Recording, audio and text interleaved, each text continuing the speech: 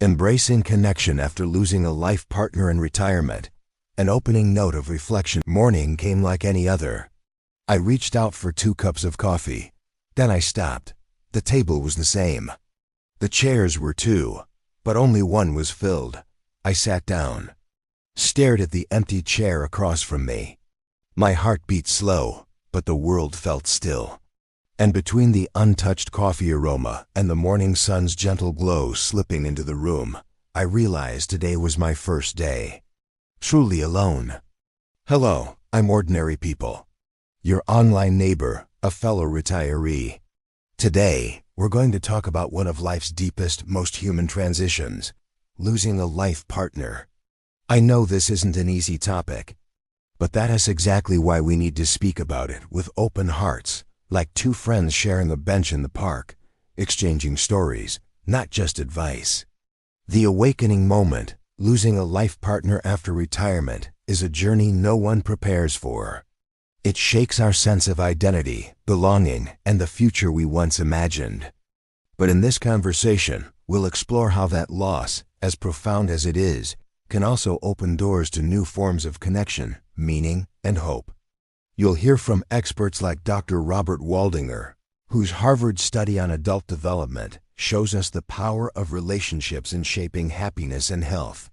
We'll reflect on the science, share practical strategies, and gently guide you toward healing, not by forgetting, but by transforming love into a new kind of strength.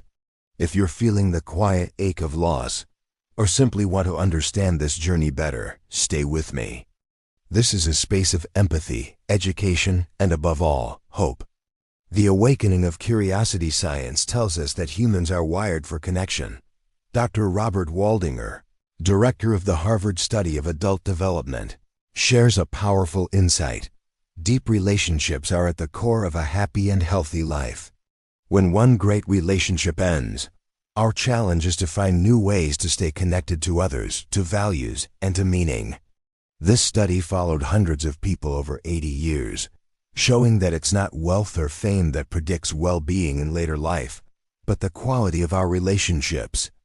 Dr. Lovra Carstensen, a leading expert on aging, adds that as we grow older, our social circles may shrink, but the relationships that remain become more meaningful and emotionally fulfilling. She calls this the positivity effect, our ability to focus on what truly matters emotionally. But what happens when the most important relationship, the one with a life partner, is lost? The grief can feel overwhelming and the sense of isolation can deepen. Dr. Nancy Schlossberg, a psychologist specializing in adult transitions, reminds us that grief is not a problem to fix, but a process to move through. She says, "We don't move on from loss. We transform through it. This transformation is not linear. It's a wave, sometimes gentle, sometimes crashing. But it is also the path toward rediscovering connection and meaning after loss." Insight 1. Facing grief as a process. The first step is to embrace grief as a natural process, not a problem to be solved. Dr. Schlossberg's approach encourages us to allow ourselves to feel every wave of emotion, sadness, anger, nostalgia, even moments of joy. These feelings are not signs of weakness, but proof of love deeply felt. Practical ways to honor this process include writing letters to your partner or journaling your memories. This can be a private conversation where you express what you miss, what you cherish, and what you hope for yourself moving forward. Some find comfort in creating small rituals, lighting a candle on anniversaries, tending to a garden your partner loved, or simply sitting in quiet reflection. Allow yourself to cry, to smile, even to laugh as you remember. These moments are part of healing. Dr. Ken Deichtwald, a gerontologist and expert on aging, emphasizes that acknowledging grief openly helps prevent emotional isolation and fosters resilience. Remember, grief is a journey, not a destination. It's okay to take your time. Insight 2. Loneliness after loss can feel like a heavy fog, especially when those around you don't quite know what to say. Dr. Lovra Carstensen's research highlights that in later life, quality trumps quantity in relationships. Finding a community that truly understands your experience is vital. Joining support groups, whether in person or online, can create a safe space to share your story without judgment. These groups are filled with people who have walked a similar path and can offer empathy, not just sympathy. Having one trusted friend who listens deeply can make a world of difference. This friend doesn't need to fix anything, they just need to be present. Building new relationships doesn't mean replacing your partner. It means creating connections that honor who you are now. Dr. Mo Wang, a psychologist focused on workplace and life transitions, notes that social support is a key factor in emotional recovery. It helps us rebuild a sense of belonging and purpose. If you're hesitant, start small. Attend a local event, join a book club, or volunteer for a cause that matters to you. These steps can gently expand your social circle with meaningful connections. Insight 3. Building new purpose without betraying memories. One of the most tender challenges after loss is finding purpose again, without feeling like you betraying the memory of your partner. Dr. Richard Leider, an expert on life purpose, calls this legacy living. It's about honoring the past by living fully in the present and future. Ask yourself, what did your partner hope you would continue? What values or passions did you share? This could mean starting a small project like writing memoirs, teaching grandchildren family recipes, or creating a scrapbook of shared memories. Continuing your partner's legacy, planting a tree they loved, donating to their favorite charity, can be a profound way to keep their spirit alive. These acts don't erase grief, but transform it into motivation and meaning. Dr. Becca Levius' research on aging suggests that having a sense of purpose can improve mental and physical health, even after significant loss. Purpose anchors us. It's the quiet force that helps us rise each morning, even when the days feel heavy. Insight 4.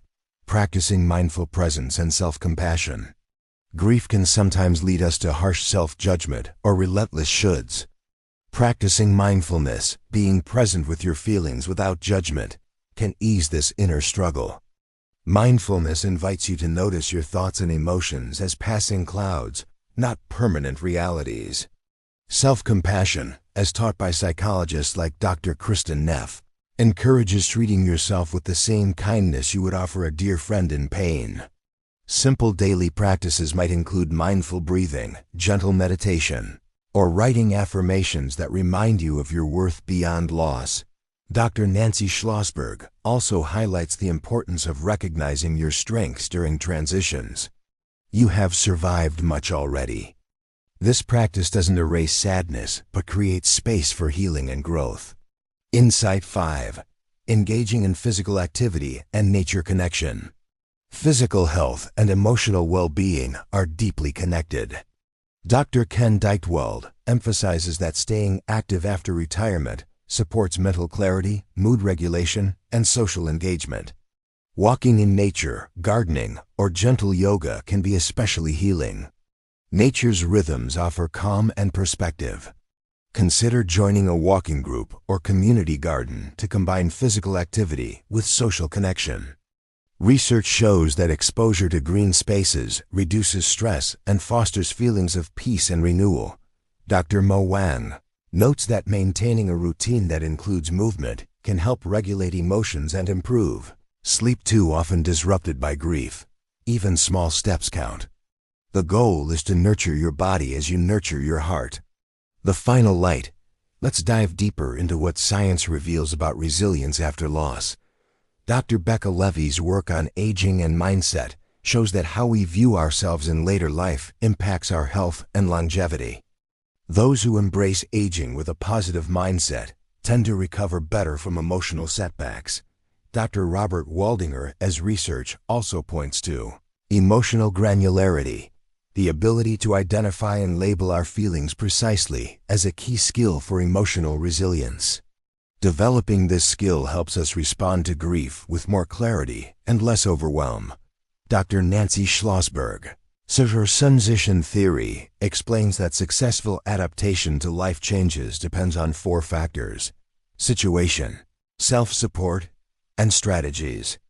By understanding these elements, we can better navigate the complex emotions of loss and find pathways to renewal. These insights remind us that while grief is intensely personal, it's also a universal human experience with pathways toward healing.